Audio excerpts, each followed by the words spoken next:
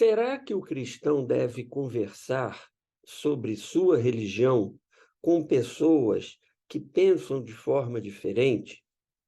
Este vídeo é parte da série O Coração do Cristianismo, que procura discutir temas fundamentais para uma vida cristã produtiva e que nos leve onde precisamos chegar. Então, vamos discutir esta questão. Um cristão deve conversar sobre religião com quem pensa diferente dele ou dela? E eu faço essa pergunta porque existe um ditado muito comum, muito conhecido, que fala que religião, política e futebol a gente não discute, porque acaba dando problema, acaba dando briga, acaba dando dificuldades, etc., porque as pessoas tendem a ter muita paixão na discussão desses três temas. E religião é um deles. Então, será que o cristão não deve conversar sobre religião com as outras pessoas, porque corre o risco de brigar, de arrumar confusão, etc.? O que a Bíblia diz a respeito? A Bíblia é clara em dizer que nós precisamos, sim, falar sobre religião. Veja só o que está lá na primeira carta do apóstolo Pedro, capítulo 3, versículo 15. Estando sempre preparados para responder a todo aquele que vos pedir a razão da esperança que há em vós. Qual é a esperança que há em nós? Cristo, a salvação. Então, nós temos que estar preparados para responder a todo aquele que nos perguntar por que nós temos essa esperança.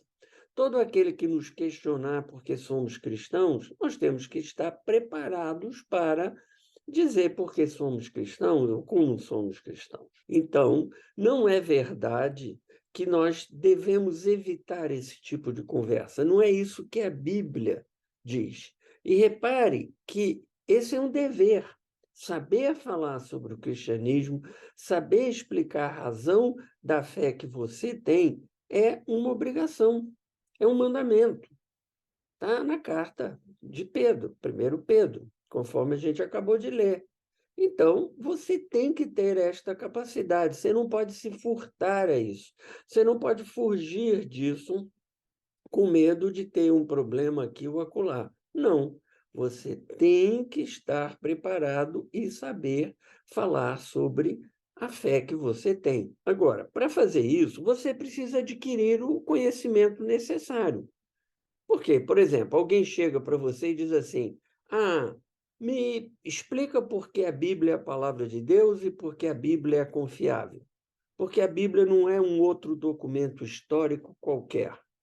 Você tem que saber explicar.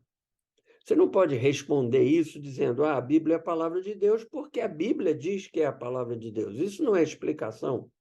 Você está usando aquilo que você está tentando explicar como justificativa para a explicação que você está dando. É o que a gente chama raciocínio circular. Não pode, você tem que saber explicar porque a Bíblia é a palavra de Deus e porque ela é confiável, sem recorrer à própria Bíblia dizendo que ela é a palavra de Deus. Você tem que saber explicar qual é o plano de salvação de Deus, que passa por Jesus Cristo. Você tem que ter as razões, as justificativas, o que acontece, o que se pode esperar, o que não se pode esperar. Então, você tem que estar preparado. Você não pode responder e falar sobre uma coisa que você não conhece. E, infelizmente, muitos cristãos não estão preparados para falar sobre a fé que abraçam. O que eu mais ouço em igreja quando esse assunto sai, eu não sabia o que falar, eu não sabia o que dizer, etc. Isso é um erro. Você precisa se preparar. Como você se prepara? Estudando a Bíblia. E como você estuda a Bíblia? Você pode fazer estudo sozinho, você pode participar de classes de escola dominical, você tem cursos online de todas as naturezas, mas você precisa dedicar tempo a isso. Outra consequência direta do mandamento que está lá em 1 Pedro é que você não pode se omitir. Se alguém questionar o cristianismo, você não pode ficar calado. Como dizia uma senhora que frequentava uma igreja em que eu já estive, ela dizia assim: você não pode ser agente secreto de nosso Senhor Jesus Cristo. Você não pode dar desculpa que não sabia o que falar, não queria constranger, não queria isso, não queria aquilo. Não. Você tem uma obrigação de se posicionar, de dizer quem você é e por que você pensa da forma que você pensa.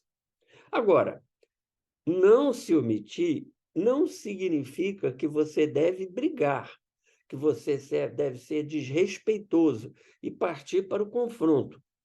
Você já começa logo dizendo, a sua religião, falando para outra pessoa, é uma coisa do demônio, ela é horrível, vai todo mundo para o inferno, você é um ímpio. Bom, você arrumou uma briga, você comprou uma briga. Não é assim que se fala, não é assim que se conversa, não é assim que se debate as coisas. E a gente tem que sempre lembrar que o cristianismo prega o amor ao próximo. E não é o próximo que pensa como a gente, é o próximo em geral. Isso inclui aqueles que pensam como a gente e aqueles que não pensam como a gente. Então, se você vai conversar sobre religião, você tem que ser respeitoso, você tem que ser amoroso, você tem que entender a posição da outra pessoa. Você não precisa concordar, mas você deve entender. Eu mesmo já tive muitas conversas sobre religião e nunca briguei, com exceção de uma vez, mas eu era jovem. Eu era pouco experiente, eu era afoito, e eu quis enfiar meus argumentos pela goela da outra pessoa abaixo. Felizmente, não deu um problema maior, foi possível superar, mas foi uma bobagem. Aprendi ali, nunca mais fiz aquilo. E já conversei com muitas pessoas, já tive a oportunidade de explicar para as pessoas por que eu não acredito na religião delas, porque eu acho que elas estão no caminho errado, de uma maneira respeitosa, de uma maneira amorosa. E para que a conversa sobre religião seja produtiva, é preciso tomar alguns cuidados.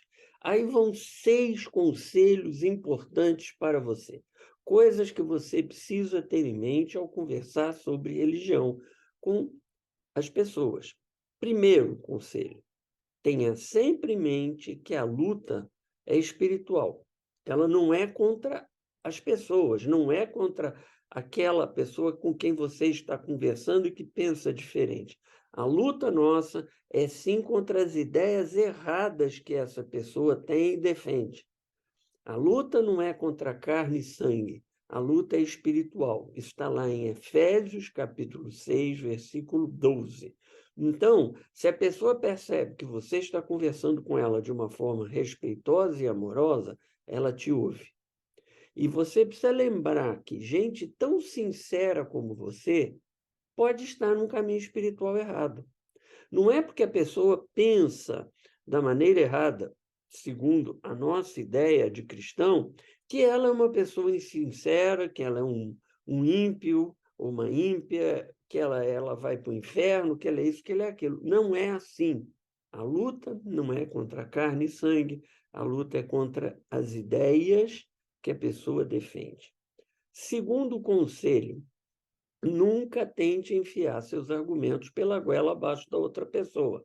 Às vezes a gente fica tão motivado a tirar a pessoa do caminho espiritual errado que a gente força a mão, que a gente parte para cima com tudo, e isso não funciona. A partir de determinado ponto da conversa, quando o tom começa a ficar acalorado, é melhor parar e aguardar outra oportunidade. Nunca se esqueça que aquilo que você já falou vai ter um efeito. Isaías 55:11 diz que a palavra que se fala sobre Deus, sobre Jesus Cristo, nunca volta vazia. A conversa não foi em vão, mesmo que não houve uma conclusão adequada para aquilo que se estava discutindo. Mesmo que em dado momento a pessoa se fechou aos seus argumentos, não quis mais falar do assunto, ficou incomodada. Não importa, o trabalho é do Espírito Santo. E ele, Espírito Santo, vai encontrar a melhor forma e o melhor momento para fazer com que aquela palavra frutifique. O terceiro conselho é: Nunca comece a falar com críticas diretas ao que a pessoa faz ou acredita. Por exemplo, você parte para ela e diz: a sua religião é do demônio, você vai para o inferno, você está ferrada, você é isso, você é aquilo. Nunca faça assim. Fale de coisas positivas, a sua agenda é positiva. Fale daquilo que é bom no cristianismo. E há muita coisa boa no cristianismo. Comece falando como Jesus é bom, o que ele fez, a importância dele. Em vez de criticar o outro, fale daquilo que é bom no cristianismo. Tenha uma agenda positiva. E aí sim, à medida que a pessoa perguntar, falar sobre isso, sobre aquilo, aí você vai argumentando, mas sempre de uma maneira adequada. Quarto conselho: apoie-se nos ensinamentos de Jesus para construir sua argumentação. Por exemplo, a pessoa diz que está ansiosa, você tem um ensinamento de Jesus sobre isso. Não andeis ansiosos sobre o dia de amanhã, está lá no Sermão do Monte. Olhai os lírios do campo, eles não tecem, nem fiam, e nem Salomão, em toda a sua glória, se vestiu como um deles. Portanto, confie em Deus. Ensinamento de Jesus. Não há ensinamento melhor sobre ansiedade do que esse. Você pode agregar outras ideias, outras coisas, mas use sempre os ensinamentos de Jesus. Para isso, ele nos deu esses ensinamentos, para ser a base do nosso discurso. Se você é cristão, a base do seu discurso tem que ser Jesus. Quinto conselho: você não é dono da verdade. É sempre possível que você esteja errado em algum aspecto da doutrina cristã. Eu mesmo, ao longo da minha vida cristã, já mudei meu pensamento a respeito de algumas coisas. Claro que não se trata de Jesus morreu por nós, Jesus é o Filho de Deus, não sobre essas coisas fundamentais, mas sobre outras coisas que são mais secundárias. A gente evolui, a gente estuda mais, a gente aprende, a gente vê o exemplo de outras pessoas. Então, a gente não é o dono da verdade. Se você se coloca em relação à pessoa como você sabe tudo, que você é o porteiro do céu, ela só vai entrar no céu se ela convencer você e ela fizer aquilo que você diz, você está indo pelo caminho errado. Você não é dono da verdade. Seja humilde intelectualmente. Jesus era humilde intelectualmente. Sexto e último conselho: lembre-se sempre que a mudança na pessoa não é gerada por você, ela é gerada pelo Espírito Santo. Se o Espírito Santo não agir, você vai ficar até rouco de tanto falar, de tanto argumentar, e nada vai acontecer, nada vai mudar. Faça a sua parte, siga o mandamento que está lá em 1 Pedro. Fale, mas lembre-se que sem o Espírito Santo não haverá resultados concretos. Então, antes de começar a falar, ore, peça ao Espírito Santo sabedoria para saber o que dizer e como dizer, em que momento se calar, em que momento falar. Peça para o Espírito Santo amolecer o coração da pessoa para ela ficar mais disposta a te ouvir. Em suma, a obra não é sua, a obra é do Espírito Santo e você precisa recorrer a ele, lembrar que sem ele nada será feito. É isso que eu tinha a falar a respeito desse tema. Se você gostou desse vídeo, dê o seu like, nos recomende para seus familiares, seus amigos, porque a gente quer atingir mais pessoas. E o nosso objetivo aqui é somente falar sobre o Evangelho de Jesus Cristo. Obrigado por ter me ouvido, por ter estado aqui nessa conversa, e que Deus abençoe a sua vida, que Ele ilumine os seus caminhos e que Ele te dê a paz. Tchau, tchau.